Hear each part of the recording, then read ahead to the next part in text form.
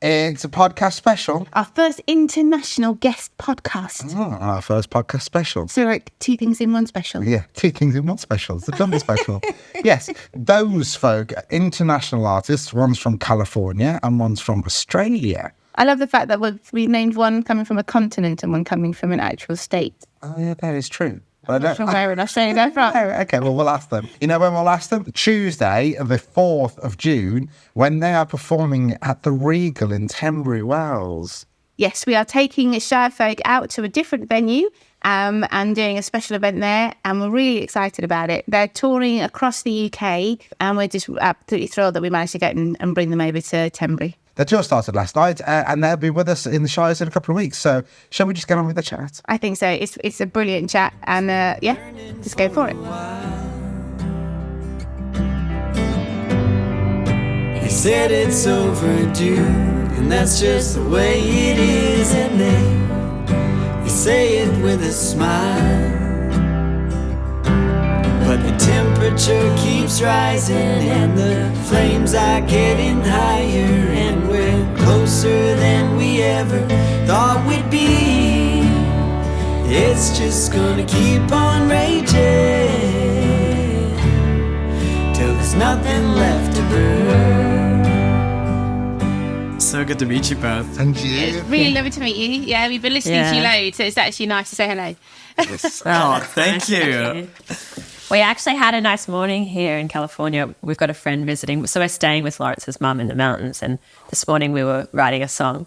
I was like, you've really legitimized our artistry. I've been writing before noon. Is It that doesn't possible? happen that often. Yeah. To be fair, she had like the idea. We wouldn't usually bring a table to the idea before noon, but it's been really nice. Yeah. So you're up in the mountains in California? We are, yeah. We're in a town called Idlewild, California right now. Wow. Yeah, we spent 3 years living here. We live in Australia now, but this is definitely one of our homes. And Lawrence's mum still owns a beautiful lodge here. It's actually where we recorded our album. We have a studio out here. I saw a picture of you, and I was Getting very nerdy I was about the picture. I was geeking out over the picture, going, "Oh, look, is that a 2-inch tape? Is that?" Yeah. Oh, nice. It's almost. It's a 1-inch 8-track. Yeah. It's like having an old car, basically. It's like, wow, what a beautiful old car. You're like, yeah, I spend more time trying to fix it than I do enjoying it. Yeah. I just had this vision when I saw it. It was like, oh, you've got to buy us tape. I remember that. That was a long time ago. And demagnetize. Oh, yeah. It's like some sort Yeah, of... it's like with the magic wand of demagnetization. And forwarding the tapes at the end of the session and storing them Yeah. properly. And so do you do it all to tape? We used to be. I was very strict about doing it once upon a time, but now I just try to use my ears to modify, digital recordings to have the sound that I want. And yeah, I realized that even a lot of my tape recordings ended up sounding quite clean and almost modern. And I think that mic technique and EQ and everything has just as much to do with it as hitting tape. So yeah, I've become a little bit more forgiving with whether or not it's straight to tape these days. But I think it still speaks to the fact that you're always trying to capture like pure sound, raw sound, whether or not that's digital or analog recording, but capturing something that sounds real. You're catching a moment, isn't it? And this is it. Yes. It's a space and a moment, and you're trying to keep that, and it doesn't matter what you use as long as you can capture that. Yeah, absolutely. Yeah, we've learned that along the way. Like we went to the NAMM show in California We've a few years wanted ago. to go. I'm so jealous right now. It's so good, but it's so geeky. Like it's just all about the gear. And all I wanted to do when we got home was just write a song. Like, because none of the gear matters without the music. Yeah. We're always like straddling that line between, what's more important, like the creative process and the artistry or the gear. But the gear has to serve the creativity. Yeah. And gear obsession is like not necessarily that helpful to the creativity. Well, it's so funny. So some context on that is that we both have degrees in like creative music technology and production and stuff. But yeah, it's very easy for that side of the brain to sort of start to get into the creative process. You're like, no, I'll think about that later. I want to just focus on the music. The song, not the other way around. Exactly. So that's been a journey and making sure that gear is a tool to serve the art and not the other way around. Yeah. Yeah. And we do all of our own live sound, usually at all of our gigs in Australia. So to be the performer on stage and running the sound, it's some gigs I'll start where I feel like I'm still in sound engineer mode. And then as soon as everything's sounding good and feeling good, I get to totally relax and just have fun and know that I have a reliable sound that I can dance with. And it's a lot of fun. When you get it right, it is so satisfying, So how did you guys meet? Well, back in 2012, I was traveling. So a long time ago now, 12 years. I was traveling Europe and Ireland and Scotland and the UK as like an 18-year-old backpacker.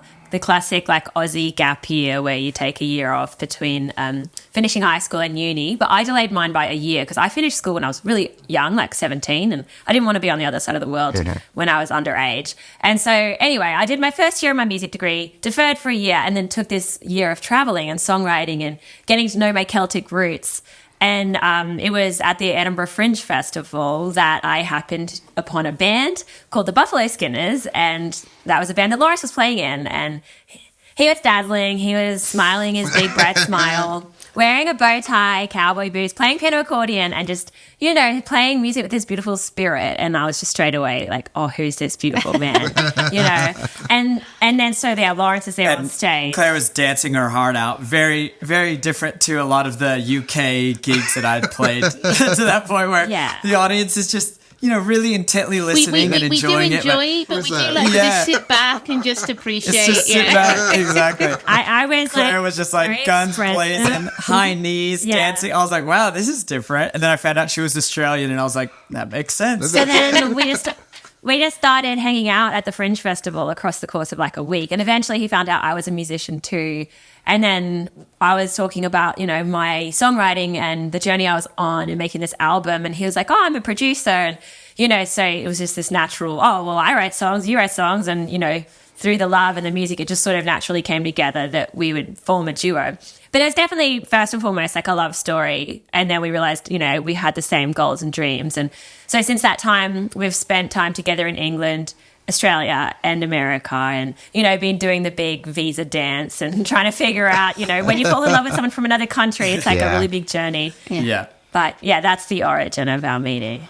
Amazing. Yeah. And how is the visa dance? All sorted and The visa dance is a very complicated and well choreographed one. Yes. Yeah. So through our marriage, Claire has now become a dual citizen. So she has a U.S. passport, which is great. Yeah. And that was a big tick, on our to-do list. Like once we get that, we can start a new chapter. And now we primarily reside in Australia, and Lawrence is on his journey there towards that. And hopefully, so next year I'll be eligible for citizenship in Australia. So hopefully we'll both be dual citizens of each other's countries, and then we can jump back and forth. Yeah. That would be fantastic. Yeah. You can just bounce around. Yeah. Brilliant. Yeah. Yeah, you definitely, if you're in love with someone from another country, it's not casual.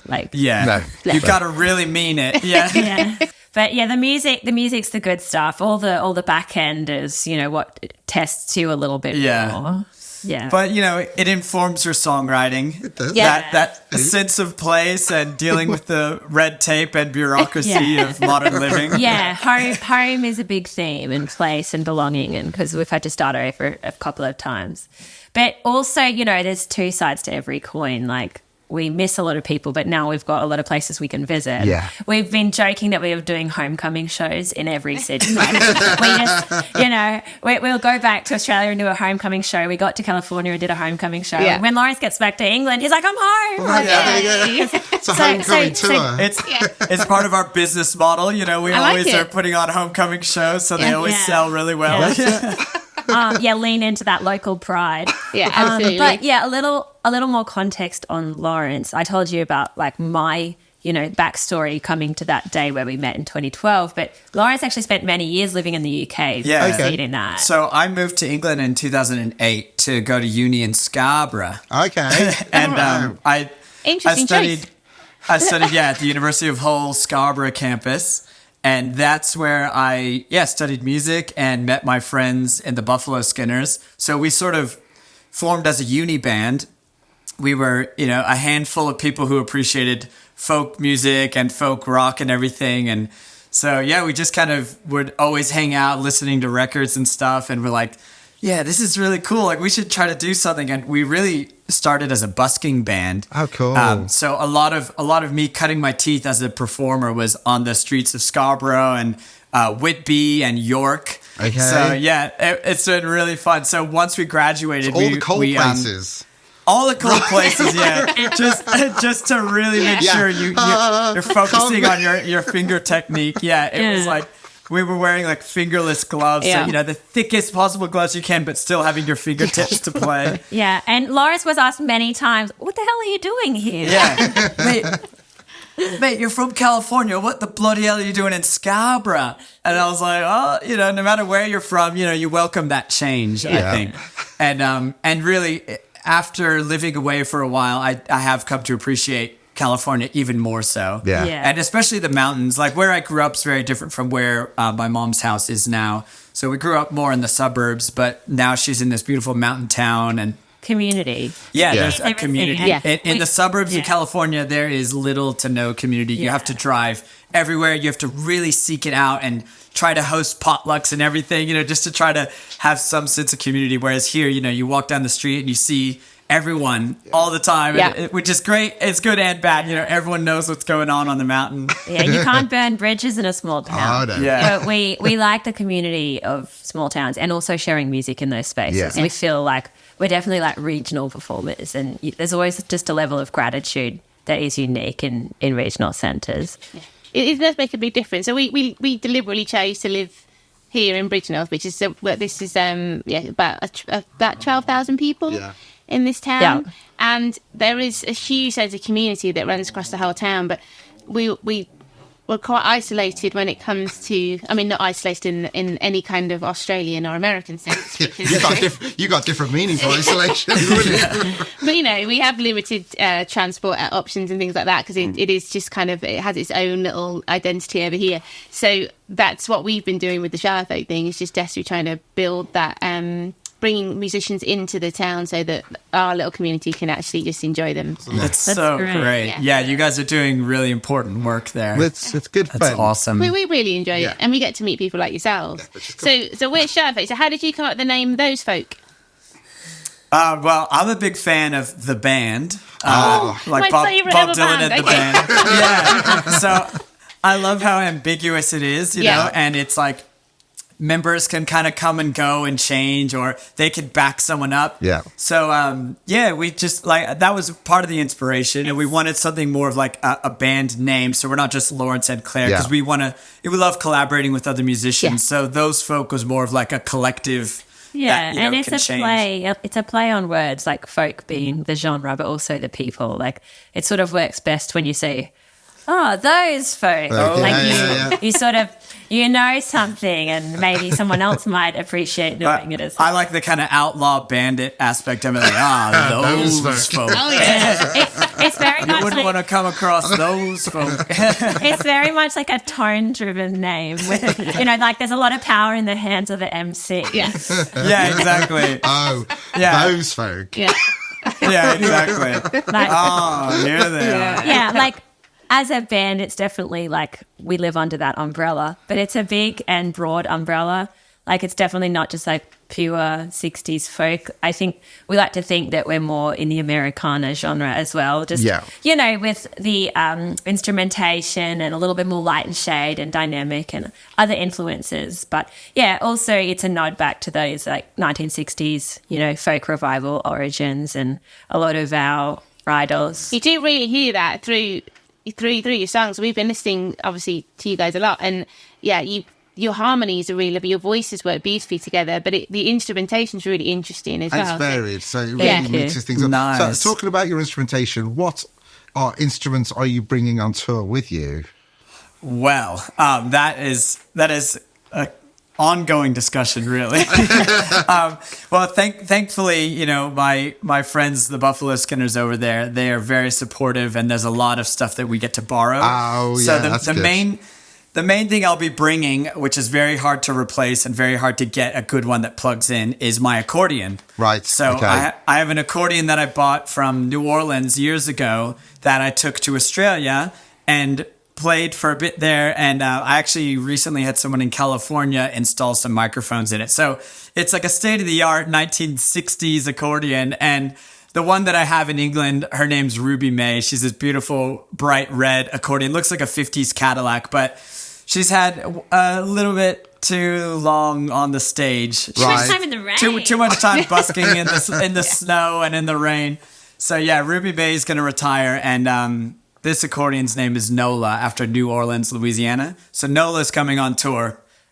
But that's all we're bringing. And then I'm bringing basically just DIs, and in the Buffalo Skinners, we're doing like a little tour with them when we get there. I'm bringing some pickups to solder into our Rhodes piano.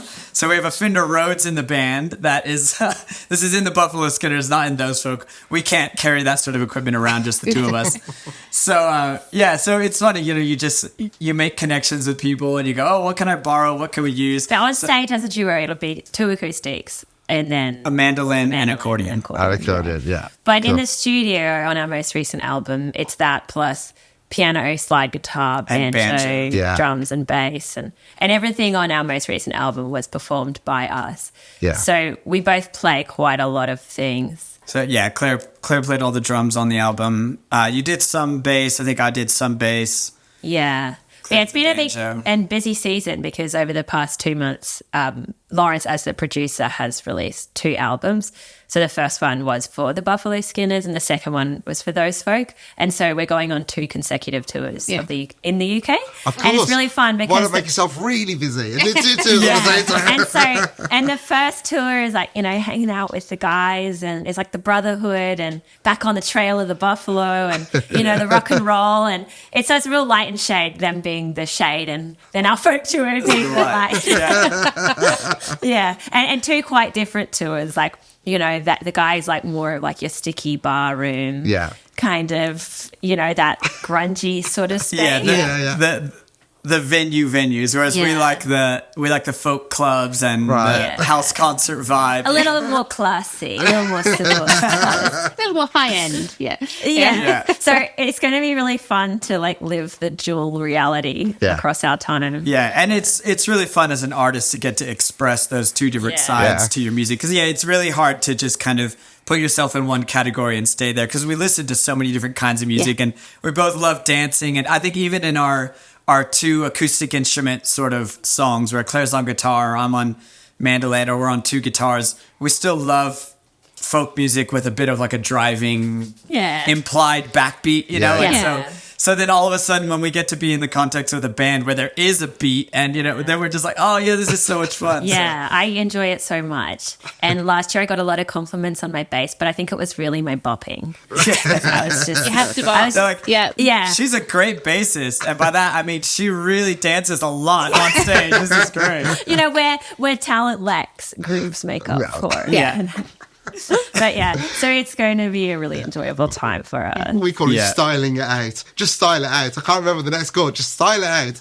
Just pull the shades. Just look like you mean it. You're like, yeah. But so in that tour, Lawrence is very dynamic. He has some songs where he'll play accordion and then halfway through the song put the accordion down and pick up an electric guitar and do a solo. And there's a lot of enjoyment that we get from that instrument diversity, or even in a song where he might be playing accordion, halfway through he'll bust out a harmonica out of his pocket and everyone's like, what? Where did that come from? Like, we definitely, as live performers, always try to keep things moving and interesting and dynamic. And we gig for a living, so we play a lot of different kinds of shows, and I'm always reading rooms and energy and the flow of a space, and I don't want it to sort of dull down for too long. It's really important in a set to build that light and shade, and we do songs about serious things, but we also enjoy the lighthearted as well. So it's always about that balance. And I think especially when we're playing to audiences that we can tell, they don't usually listen to folk music. Like they kind of just are like,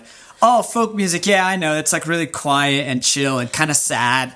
We like to kind of push the boundaries of that and be like, oh, it's not just going to be 2 voices, 1 guitar for, an hour and a half. It's like constantly changing. We received one of those backhanded compliments recently. They can be so funny. What did that man say? Oh, you're not my usual style, but you did hold my attention. Yeah. Oh, wow. Nice. Like, oh, thank you. Thank you, I think. I'm going to write that on the poster. You know what? That's going straight on the bio. Yeah. We're always teasing, saying, really, not that bad, because at our local farmers market, we were trying to convince this lady who's like a 70-year-old local farmer who doesn't listen to any music and thinks everything from our generation must be terrible. We convinced her to listen to our music, and so one night she was getting into our sound through Facebook and videos and this and that, and she comes back the next week and says, it's really not that bad. Well, really not that bad. There was someone who was at the little market stall with us there, and that person was talking to us like, "Oh, you guys are local musicians," and then the lady Bev just leaned over and she said, "You should listen to him. It's really not that bad." Like, Bev, I think you should be our manager. This is great. You really convince the world to listen to us. This is some PR here. Yeah. As the acres burn, my heart aches and yearns for the ones who still remain. And they'll stand their ground and say they're going down, come hell or higher flames, because they've seen it all. I guess you gotta have nothing if you wanna find something to live for. Something to live for. Something to live for. Something to live for. Something to live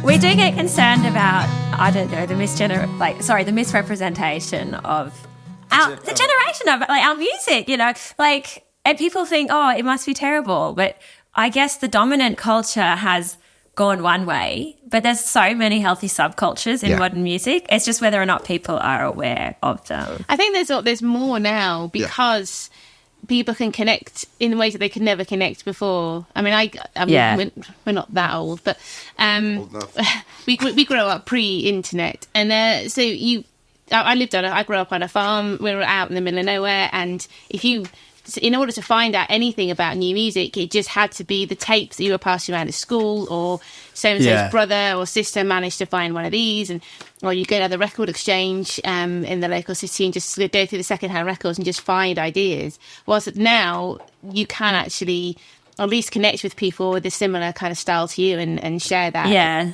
we have access to the infinite, and then we have this big online community, and you can sort of, you know, shape it around your similar tastes. The hard thing is just bridging that in the real world. In the real world, exactly. Because we hold on to all these threads from one place and from another place, but it is different to being like, we're not all in the same physical space. So it's just about trying to, you know, keep those threads alive. Everything we're going to be performing, we're trying to sort of start from the beginning and take people through our whole, you know, catalog of songs, like all the way up to the new album, and tell our stories in between the songs and the story behind each of the songs. Our songwriting as a jury, it's quite philosophical and reflective, and there's a lot there for people to unpack. But that's why I think then... And then every once in a while we have a song that's just about like the daily grind and doesn't go that deep at all. Yeah. So it's relatable. Someone recently said, oh, your music is so reflective. It's clearly got an American influence. You don't get this level of depth in Australia. You get some amazing comments. You should keep a book. Like, who comes up with this stuff? Like, Australians aren't deep. I feel like there's definitely a song in all the feedback. There's definitely something where you could just do the whole song in the comments. People are very, I think I do want a disclaimer, like, now closed for feedback. I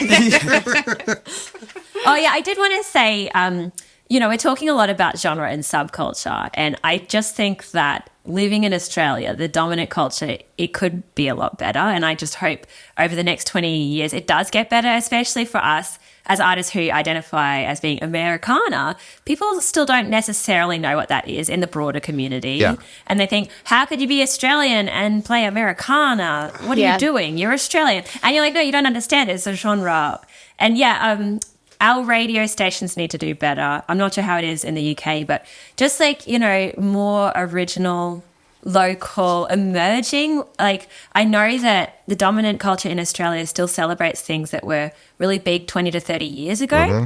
And it's been a long time since we started celebrating again what's here and new today. It's become a sideline. Yeah. So I'm just hoping we can get better. Our industry is really needing reform. Like, venues are shutting down. I know, obviously we've all gone through these crazy few years, but there's a lot of struggle in the broader Australian music community right now with festival closure, venue closure. And I'm just hoping that there can be a rebirth on the other side of this, where there's, a new industry and a new way of being, where it can be more sustainable for grassroots artists, and there can be more opportunity for the people who are currently sitting in the sideline spaces. Audiences being brave enough to take a risk, to be prepared to go out there and listen to something that they haven't already heard for 30 years, like you said, and actually go and experience a moment where somebody's performing right in front of them and share that moment with them. And that's, another driving force of what we're trying to do is to get people to come out and take a risk. It's not going to break the bank. If you don't like it, then it's just one evening that you've enjoyed. If you've loved it, then you found a new fan. You know what I mean? It's like, that's so good. It was different when we had 4 TV stations or 4 TV channels. Yeah. And everyone was listening to the same thing. Yeah. And there was like a common culture and there was common ground. And, having all these choices is a beautiful thing, but now we don't share the same common ground. And there's not the same collective culture in a space anymore. Mm-hmm. So, I don't know. I know recently, Beyonce had Album of the Week for a week. And that was in a radio station in Australia that has really identified as an underground station for its whole lifetime. And, obviously Beyonce's album's fantastic. There's no disrespect there. But you're like, of all the albums you could be acknowledging this week, we're acknowledging the most dominant American culture today. And so, that's an Australian perspective. But I think you could apply that same sort of philosophy to, different music communities around the world. Yeah, and I think that the glory days of the music industry, like back when people were actually going into record stores and there was a new release and it was sitting right there on the shelf and you could see it and you're like, wow, what's this new record? And you put it on the turntable, listen to like 2 seconds of it and you go, yep, I'm buying that. Yep. And then you go to school the next day and your friends are like, did you hear the new? You're like, yes, I did. And you're all listening to the same thing and it's exciting. And there's that, it's almost like the chase, like you're saying, passing those tapes around and being like, have you heard this? It's like there was this reckless pursuit of new music, whereas now we feel like it's just going to land in our lap. And if it's not, then it's probably not in alignment with your algorithm. So you're like, anything that I need to be hearing, I'm going to naturally just stumble upon. And now we seem to live in the age of tribute and nostalgia, because that everything that was so celebrated so long ago, there's still so much collective emotion around it, and that can be tapped into. And I think it's because of that sentimentality of like, wow, like, we really like found that music, or, we really heard that all together. Or I remember the first time listening to Sgt. Pepper's with my friends when it came out and stuff. And like, I love hearing stories like that. And my dad telling that story and our landlord and stuff. And I'm just like, man, it's so funny because I grew up collecting records and I remember some of those first listening sessions with vinyl where you just sit and listen to it all the way through. And with my friends in England, when we were at uni, just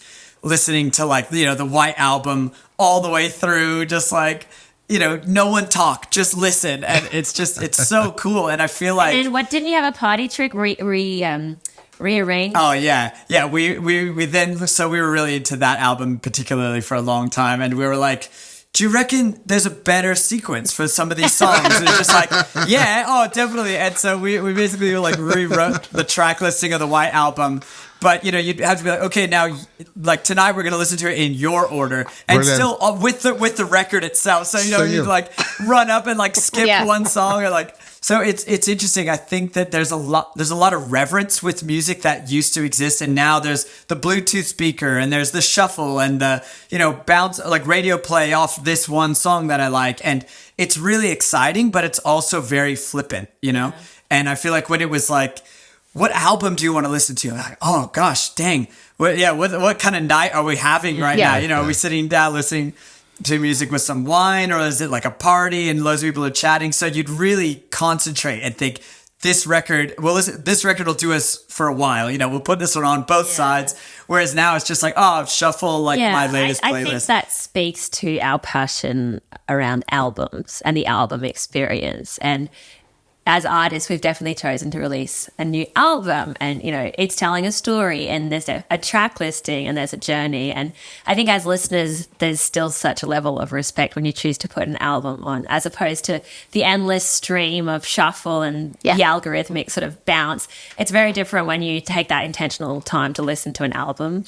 And I think as listeners, it's really important to maintain that in the age of the singles. It is, because you as an artist have deliberately chosen the order and the sequence of that. And as you were saying before, it's the light and shade, it's telling the story, and it's bringing your listener on a journey with it. So we're avid vinyl collectors. We have not as big a collection as we love, but, you know. That's great. Because when we... Every time we get a new artist, we find a new artist, if they've got it on vinyl, we'll always buy that, because you'll sit and listen to that.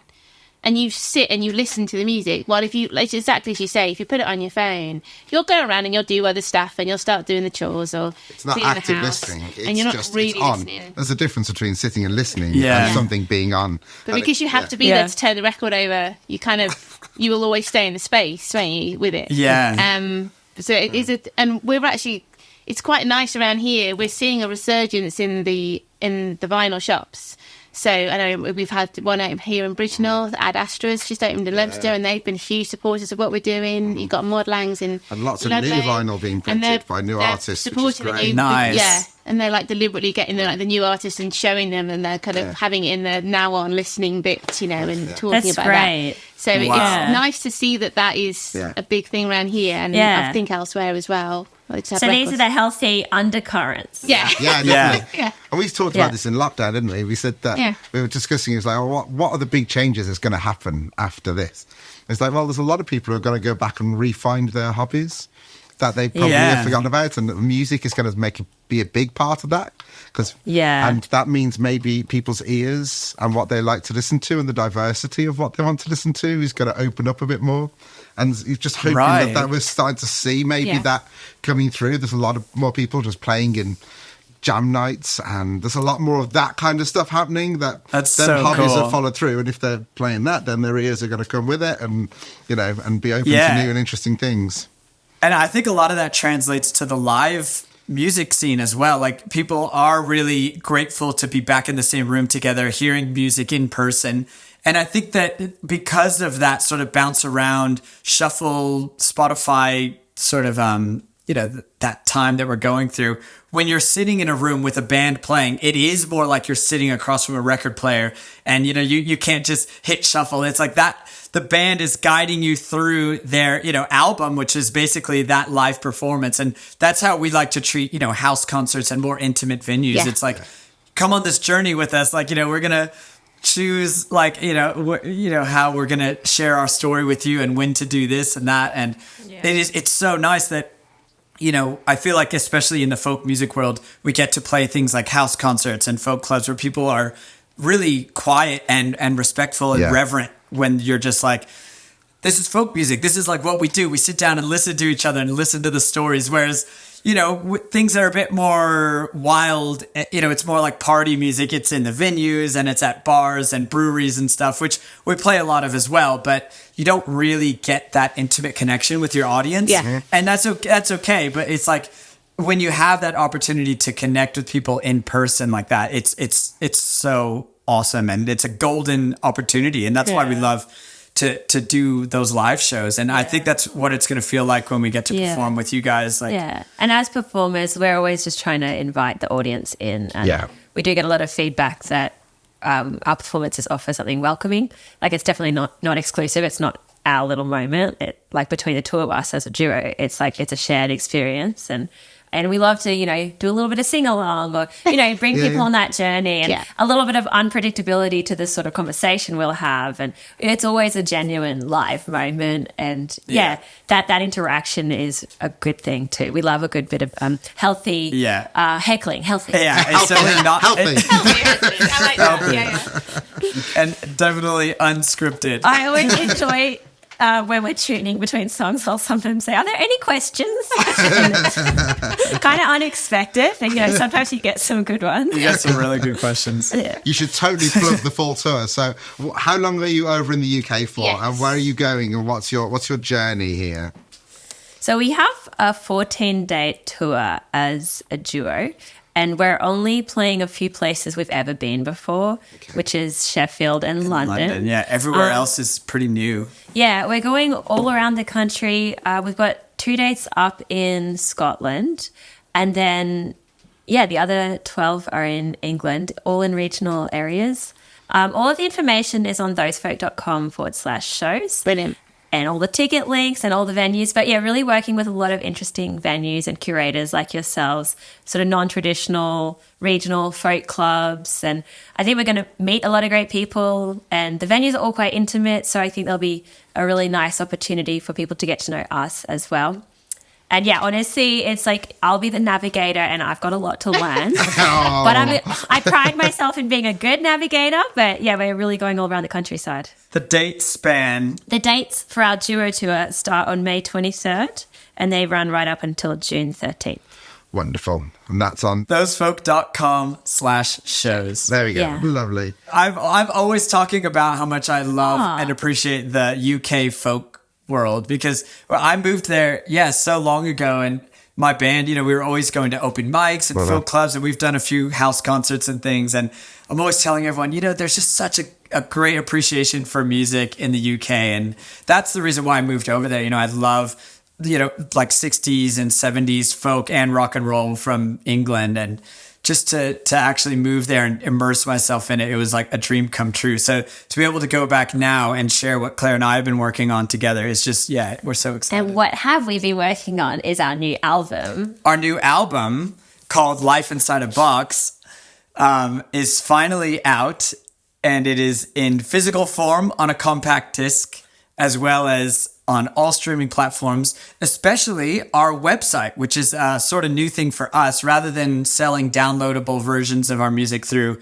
iTunes or Apple Music or Bandcamp, you can actually just download the album directly from us through our website, and you can listen to it in its entirety right on our website. So if you don't like Spotify or you don't like this or that, you just go to thosefolk.com and you can hear the whole thing. You can see our videos, and it's just been so much fun getting everything in one place and finishing these songs, recording them, and finally releasing them out into the world. It feels great. So Life Inside a Box is a collection of 12 original songs recorded here in Idlewild in Southern California by us, performed by us, all very much a DIY project across quite a few years.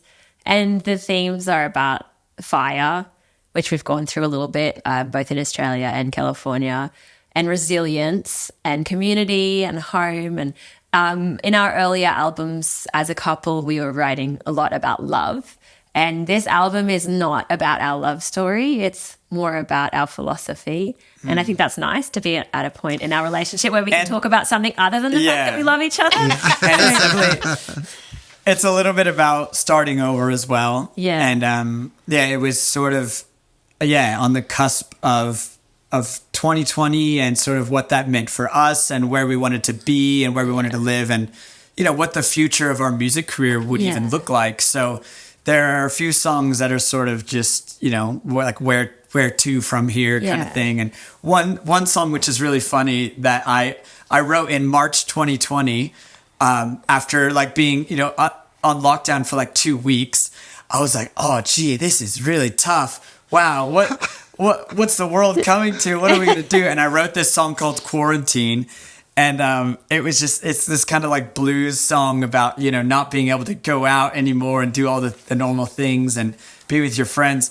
But lo and behold, like years later, we're in Australia and still locking down and still all this stuff. And when we moved to Australia, we actually were in hotel quarantine for 2 weeks in a room with a window that didn't open and stuff. And it's just so funny to think back at, like, right when it all was happening, I was like, 2 weeks. oh, gee, poor us. This is really tough. 2 weeks. And so that song, it felt so, so like I had this great understanding of it at the time. And I was like, man, I didn't even know what was coming. Yeah. It's really funny. No, And the title track, Life Inside a Box, that tagline, it says, life inside a box will never do for those as free as me and you. And so we always like to dedicate it for people who live their lives outside of the ordinary. Yeah. And people who are kind of always searching, Yeah. And even van lifers more directly, you know, when you actually enjoy traveling, or bands that love touring, and you just sort of are always trying to keep your life very kinetic, and you're trying to always explore new ideas and adventures. Yeah, so it's dedicated to people who live their lives outside of the ordinary. Okay, that's perfect. That was lovely. Thank you so much, guys, for meeting us. Thank you guys for having us. Oh, it's a pleasure. Can't wait to meet you in person and get to share these songs live. Well, I think I know just what this life is for, but I've still got just one foot out the door. We run around in circles just to find our place and start again.